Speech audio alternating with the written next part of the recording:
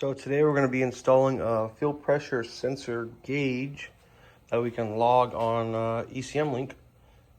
So I'm going to go ahead and install right there. It's just a 100 PSI gauge off Amazon. Had pretty good reviews. So since my last video, we were having fuel pressure issues and I installed a Walbro 535 and a new fuel filter. It's hard to see, but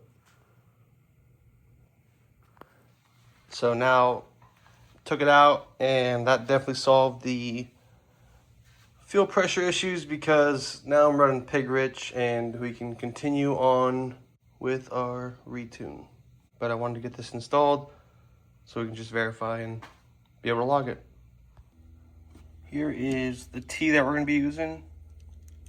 So basically, put that in line. This threads in.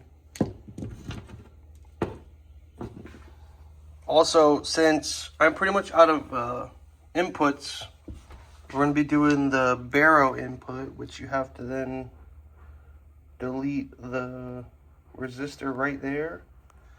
On ECMLink, they say that some sensors work, but the best way to make sure foolproof, just remove that. So we're going to remove that real quick and then reinstall this. Install this. I'll show you the wiring for the baro input.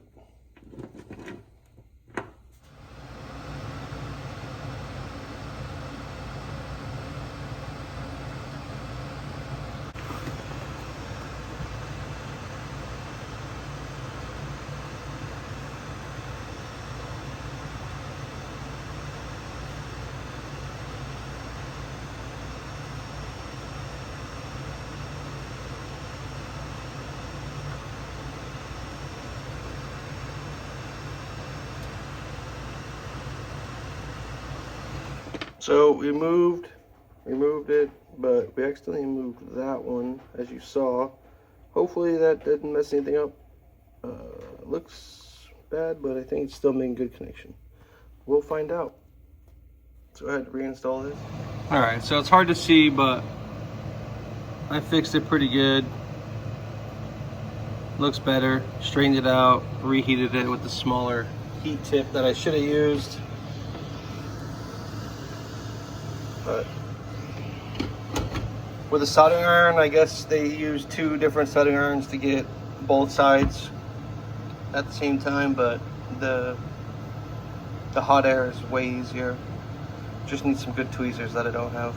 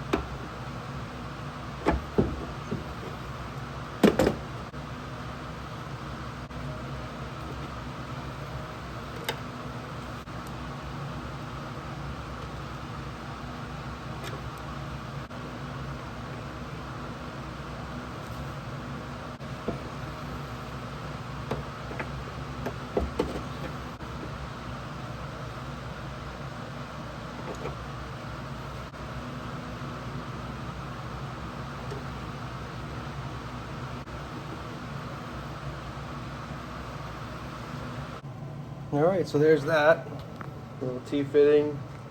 I ran the wire down through a hole down there.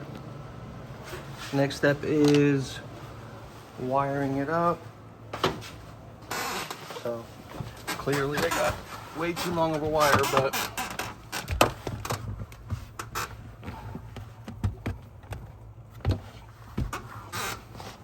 I'm gonna go ahead and get these stripped up, and I'll put up on the screen of what wire goes to where and what pins I'm using.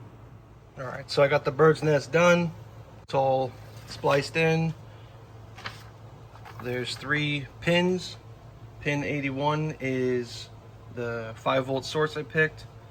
The pin 92 is the sensor ground, and then pin 85 is the baro, and that's the output from the field pressure sensor. So we're gonna do ECMLink next and pull it up. So first thing we're actually gonna do is connect this and run the fuel pump and check for any leaks.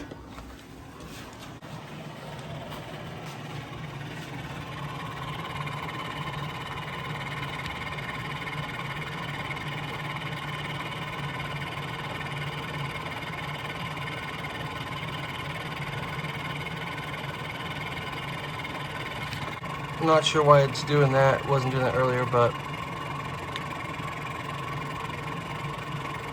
doesn't look like any leaks. I'm gonna go set it up in ECMLink and see how it reads. So in ECMLink, we're gonna go ahead and go to ECU inputs. Go here. We gotta do linear fuel pressure.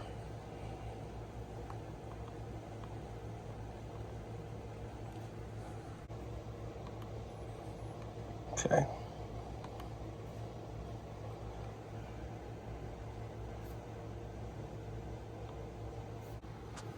I'm going to captured values.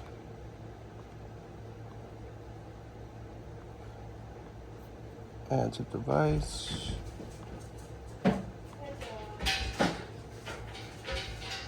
It's right here. So to add it on here, start a new one.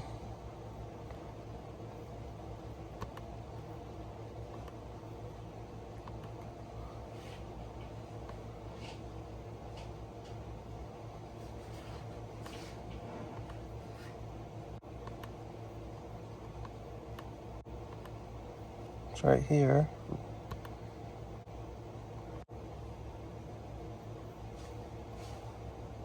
Min volts.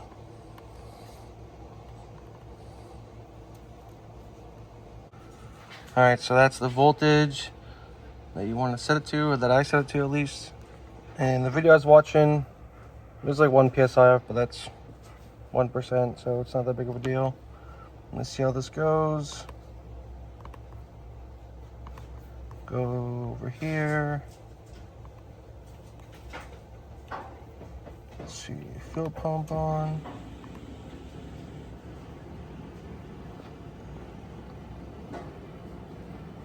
So it's working. Sweet.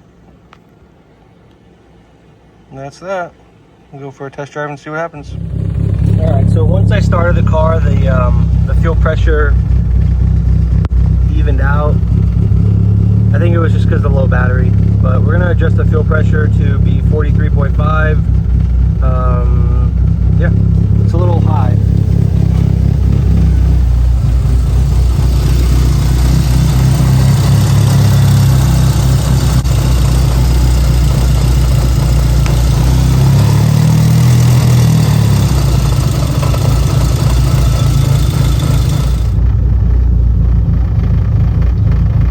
Difficult to see, but with the vacuum line unplugged, it's at like 47 psi.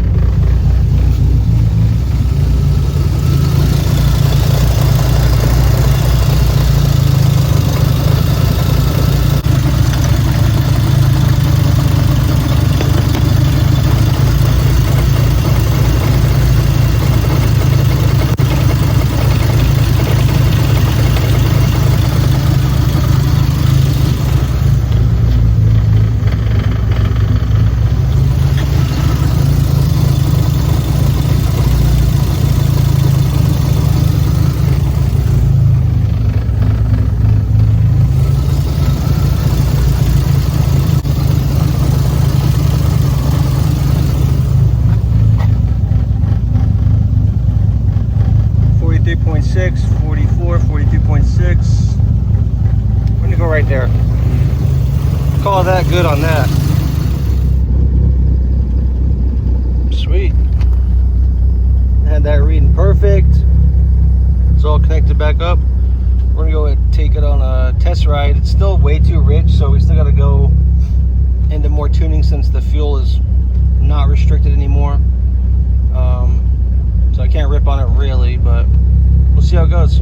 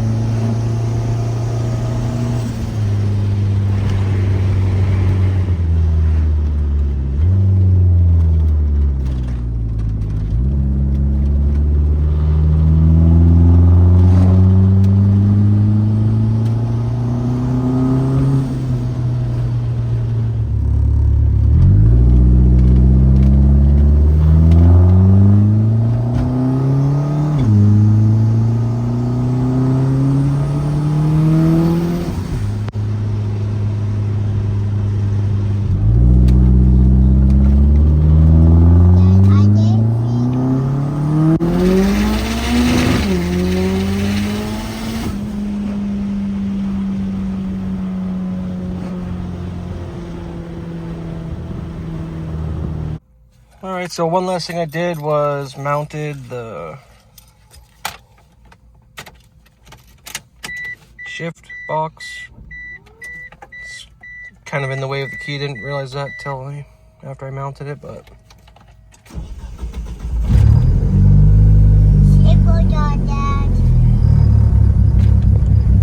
anyways, yeah, the car's been running good. Fuel pressure's great. It's nice that I can add that to the log, and one less thing to worry about. Next up is a nitrous kit and fine-tuning the car. Go, Daddy. Yep, we're going. Thanks for watching, guys. See you guys next one. Peace out.